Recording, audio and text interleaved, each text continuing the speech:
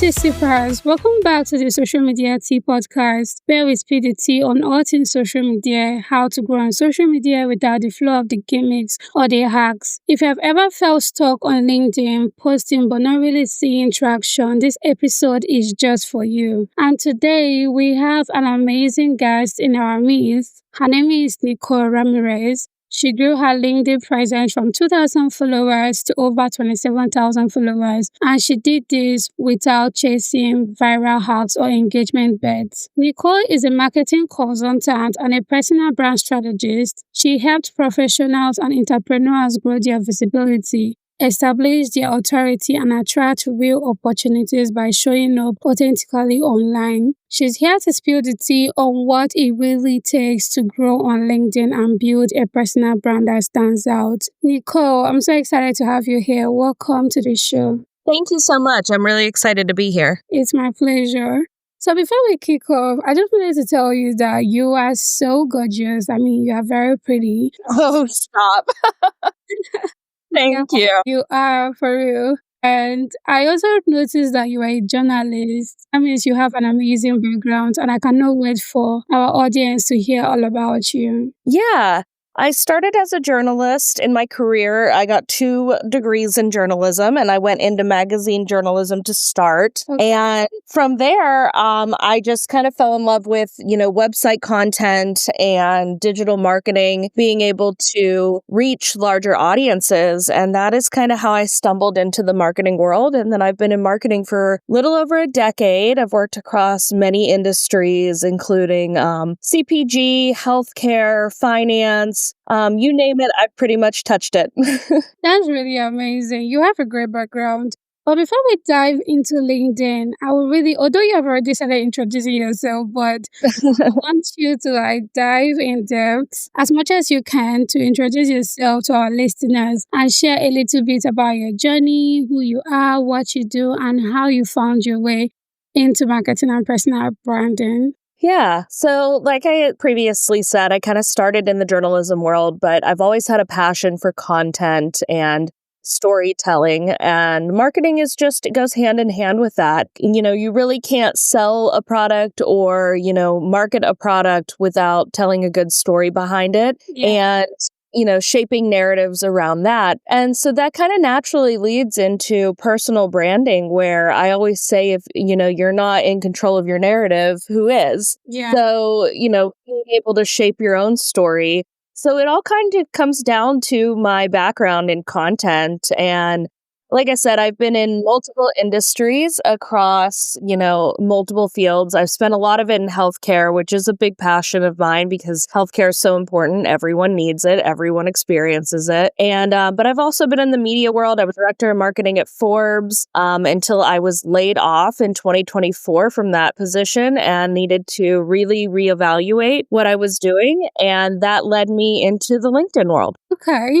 That's really great. You were laid off, and instead of actually feeling bad or terrible and not doing anything about it, it helped you to find your path. I love that. Yeah, it was definitely a hard thing. Layoffs are never easy, but it made me have to focus in on really where I wanted my career to go, what I wanted people to know me for. And that was when I started just discovering that I could use LinkedIn to tell that story. Honestly, I could relate to that because although I was not laid off, before I got into LinkedIn myself, it was just because I graduated from uni and I wanted to do something different from doing the whole 9 to 5. And I was just thinking of how to get myself seen and acquire a good skill to promote myself and all of that. That is also what brought me to LinkedIn. LinkedIn is just an amazing platform for everyone. It truly is. There's such an amazing community on there, and you're able to just reach so many different people and different industries. There's just so much potential, and it's a very untouched platform right now. It's not as saturated as things like TikTok and Instagram, and it tends to get a lot of hate from people, and that's okay with me because, Right?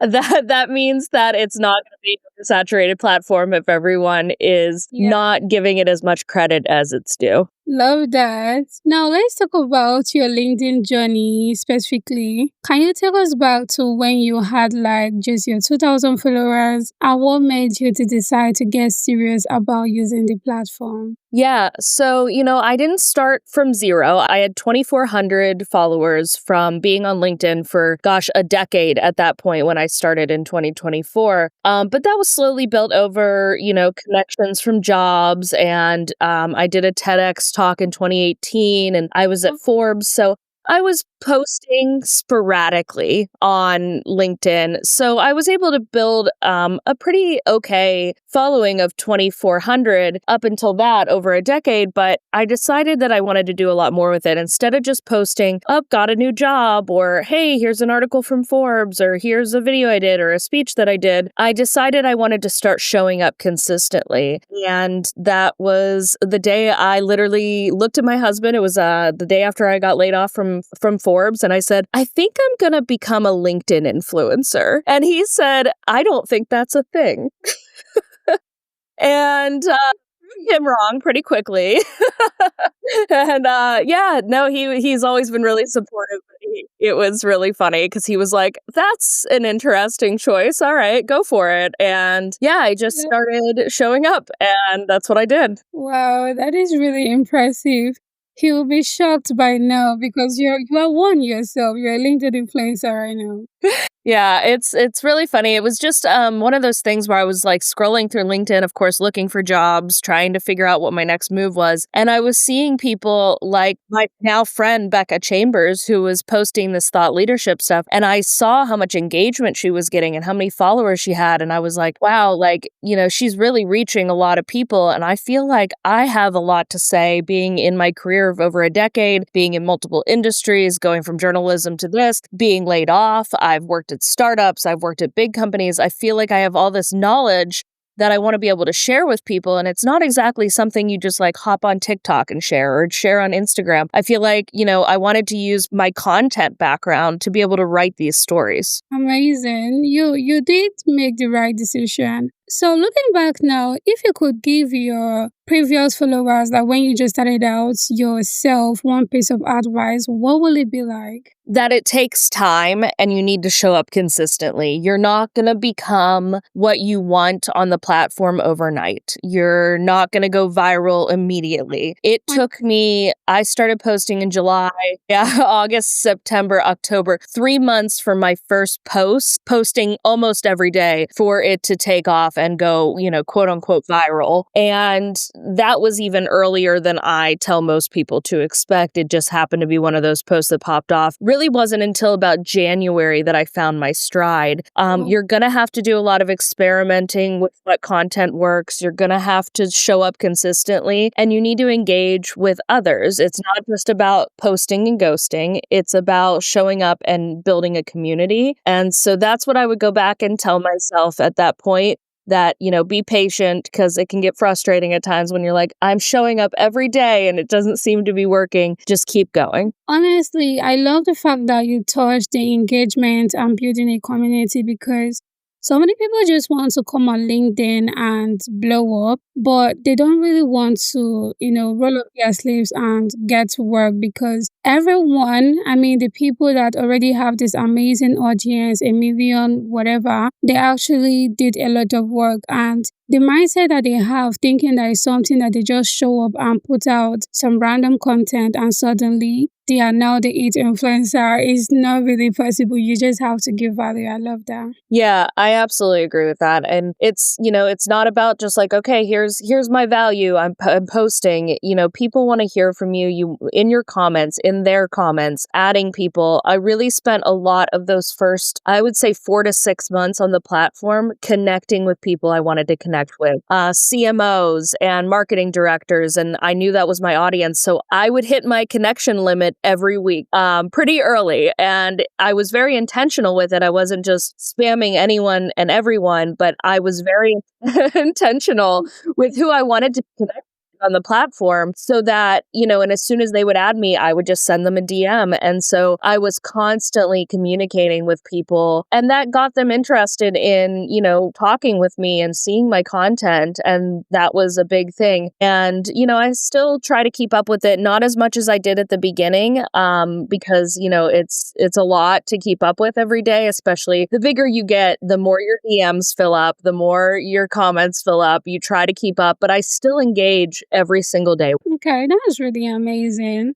And honestly, I can relate to that, the whole being intentional, because there are so many people on LinkedIn right now that are not really taking advantage of that connection request and sending DMs. They actually think that amazing people, the client they are looking for, the connection they want is just going to miraculously find them. But you just have to be intentional, just like you did. Okay. Let's spill the real tea on LinkedIn. A lot of people think you need to go viral, like you need a viral content to grow on LinkedIn. And you have proven that that is not true because you tried out a couple of content before it finally picked up for you. And I'm going to ask, what strategies helped you grow from where you were to 27K without relying on hacks and viral tips and all of that?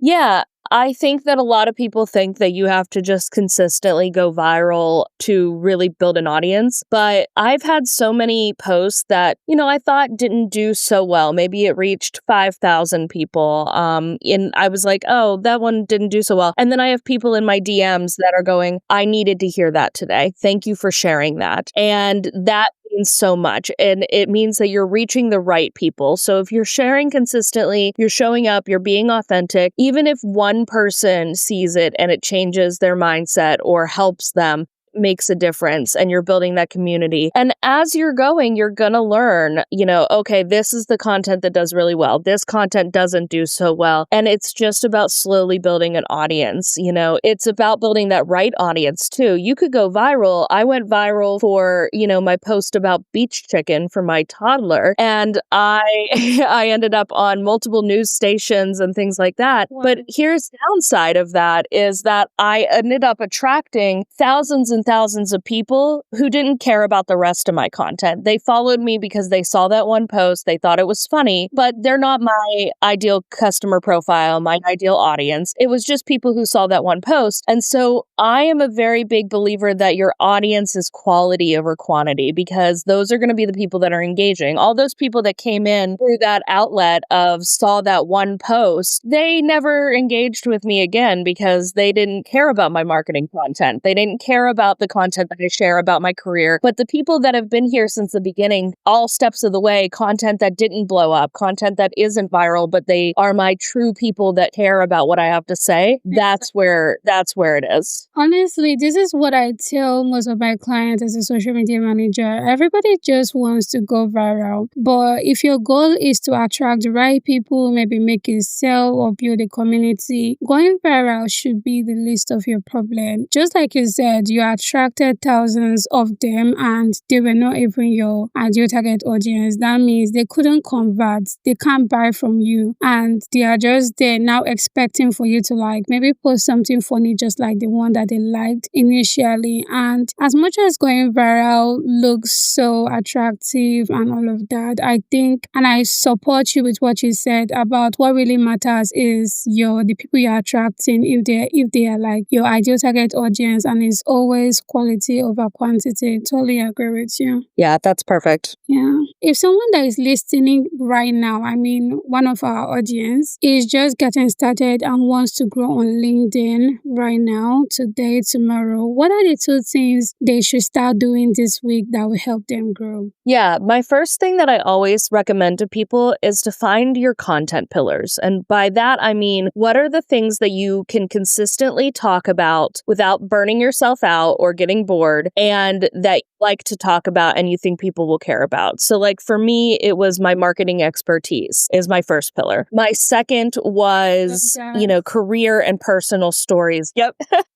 And then the third was humor. I knew that I had some corporate humor that I thought relate to people. And then you have your sub pillars. I talk about motherhood sometimes. I talk about my advocacy. And one pillar that has started to, become a main one is personal branding. But that took about a year of me doing this to then start discovering my love for personal branding. So your content pillars aren't written in stone. They can always evolve, but make those first. And then the second thing you do is from those content pillars, who's going to care about that content? So for me, I knew if one of my content pillars is marketing expertise, of course, that's going to be marketers who care about that.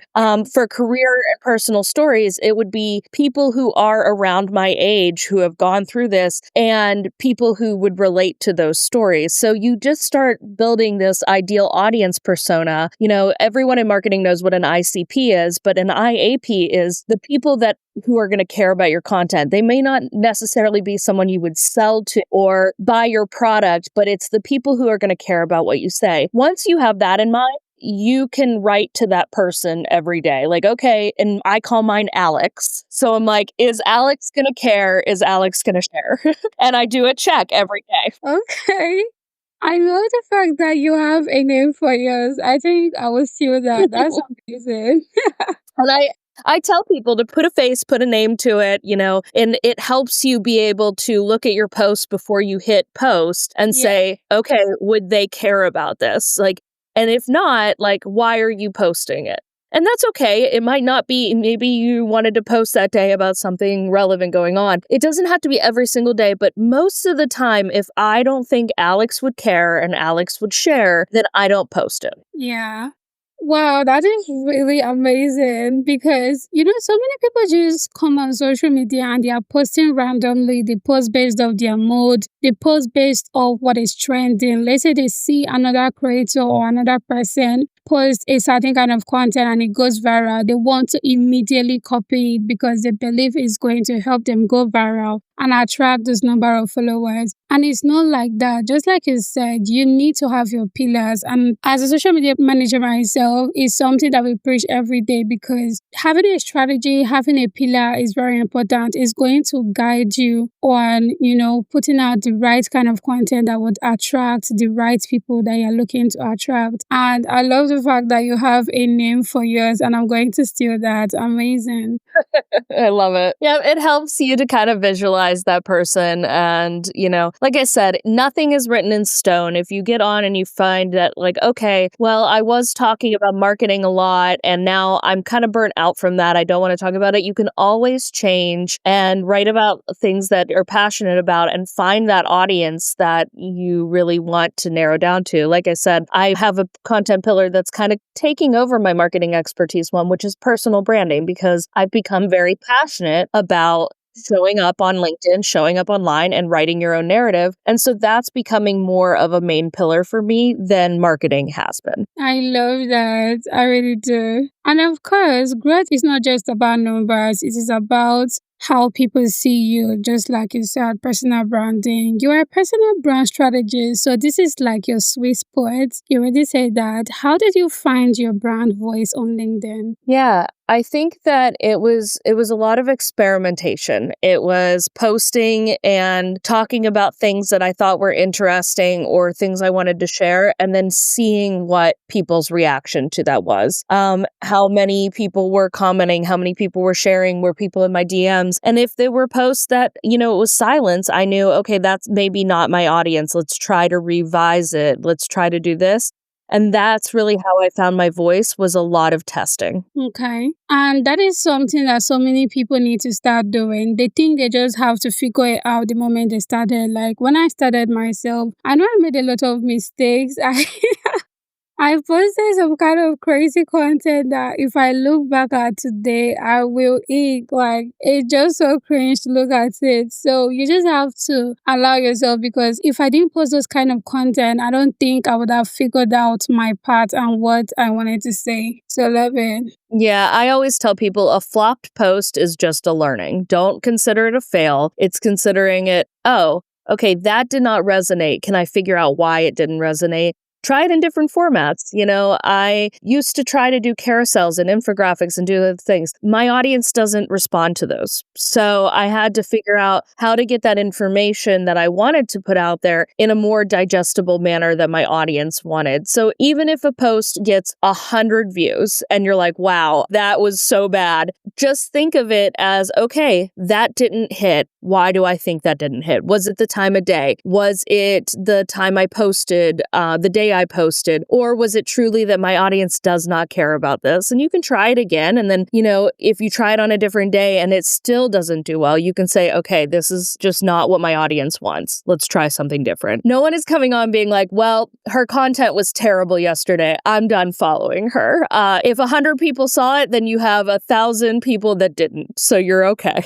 So what advice would you give someone who is struggling to balance professionalism with showing their true personality online? Because you already know on LinkedIn, people are so worried about being too jovial, friendly. They just want to be too professional, and I think that's how it's going to be. So what advice would you give someone who is struggling with balancing their professionalism and showing their true personality online? Yeah, I think I get this question a lot. I think it's a true balance. A lot of people have said, well, I don't feel I'm being authentic if I'm just being professional all the time. And I think that, we all show up as different versions of ourselves in different scenarios. And this is just another case of that. And what I mean by that is you're not the same person with your family as you are with your friends, as you are with your boss, as you are with your coworkers.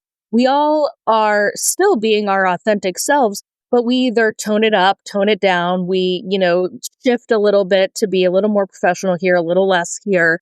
Yeah. And you just have to find that version of yourself that's on LinkedIn. And it also depends on your career and the people that are watching what you're doing. If you're in a more strict career, you have to keep that in mind. You have to keep in mind that, they might not be as willing to understand why you're telling jokes on LinkedIn or being like goofy. And so you have to be able to balance that. I am very lucky in my career that, I came into the current position that I'm at already being kind of an influence on LinkedIn. And so they knew what my content was like. And I was very upfront that I wasn't going to change that. But when I was working at Forbes, they had a lot of strict rules about PR and how you can show up as the brand. And I had to keep that in mind. And so you can't just throw that all out the window, be like, okay, well, I'm just going to do whatever I want anyways. You have to keep your career in mind. Yeah. But there is a balance of showing a little bit of your personality and being funny and being, yourself with that professionalism. And it's just the same as like, okay, well, would you say this at the water cooler at work? Would you do this, at a company event? It's the same thing. And so, yeah, you might not show up the same way that you show up on Instagram or TikTok or with your friends, but it doesn't mean that you're not being your authentic self. You're just being that version of yourself that has to be maybe a little more professional. I love that. I love the way you explained that because it's all about being a version of yourself. Just like you said, let's say someone went for a networking event. You are not going to be the way you are when you are chatting with your friends. It doesn't mean that you are not being authentic. It still means that you are presenting yourself in the best way, and that really matters. Yeah, and there's different topics that you just decide are on and off limits of what you talk about online. Yeah. And, it's the same as like, I choose not to really share my kids and things like that. Like if I do, it's very intentional and it's very strategic.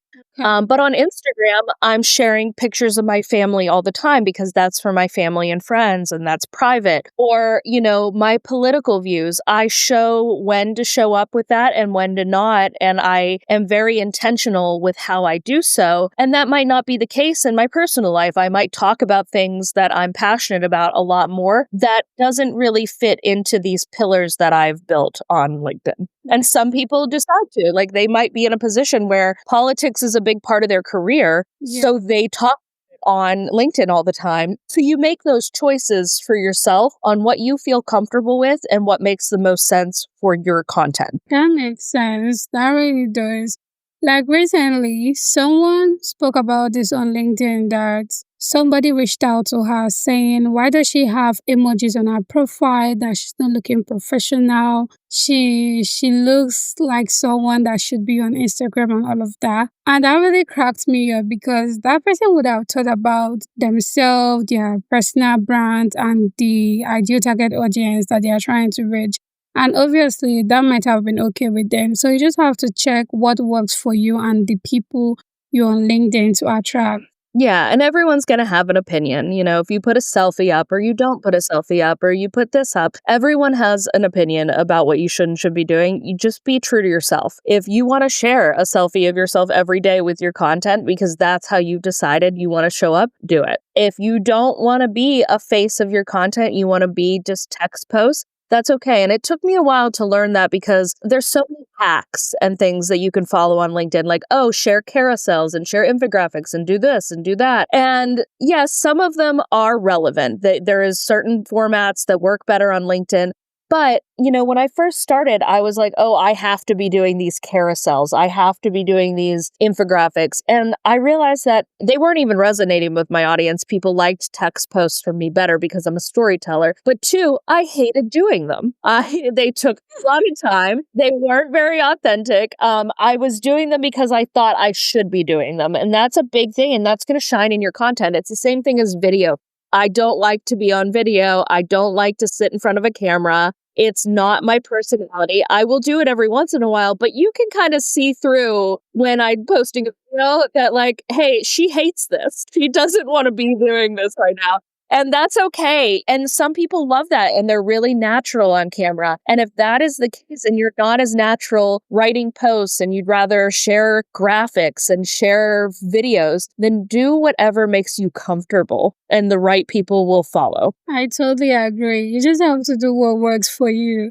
Because there's always going to be several content out there, and at the end of the day, some would work for you, some won't, and you just have to try them if you want to and stick to what works for you. So before we wrap up, tell us a little about your work as a marketing consultant and personal brand strategist. Yeah, I mean, a little bit about my work. I, work as a marketing consultant for healthcare brands right now. That is my position. And then for personal branding, I help people get started on LinkedIn with doing content pillars and things like that. I'm actually working on a course that's going to be coming out next year that I will be hosting live cohorts to help people find their pillars, find their audience, and build that representation on LinkedIn in however they want to show up. So lots of things in the works. Please follow me on LinkedIn and you can follow along my journey. Do you have in mind when it's going to be ready, or is this something that you are still working on right now? I am still working on it because I go on maternity leave here in about 60 days. So I'm having a baby in November. Thank you. So there's lots of stuff in the works, but I'll be on a little bit of a hiatus for the end of the year and early next year, and then back at it in the spring. Okay, that would be amazing. So right now, what services do you offer and how can listeners connect with you if they want to learn more about you? Yeah. For a list of services I offer, please go to nrdigitalconsulting.com. I offer marketing consulting services and also personal brand one-on-one. And yeah, follow along my content. And I'm always in my DMs. It might take me about a week to get back to you, but I do answer every single one of my DMs. So please just, send me a message. Okay. I'm going to still add your details to the show note, but can you spell out your name on LinkedIn so they can quickly connect with you? Yeah. So it's LinkedIn / Nicole Raye, RAYE Ramirez, RAMIREZ. Amazing. Nicole, thank you so much for joining us and sharing your story. Your value is clear. Sustainable growth on LinkedIn is not about going viral. It's about consistency, authenticity, and building real relationships. For everyone listening, go connect with Nicole, check out her work, and start applying some of the tips she just shared today. And if you love this episode, share it with your friend who is trying to grow on LinkedIn. Tag us when you do. We love seeing your takeaway. And this is the Social Media Tea podcast where we spill the tea on all things social media growth tips. And we love to see you in the next episode. Keep slaying social media.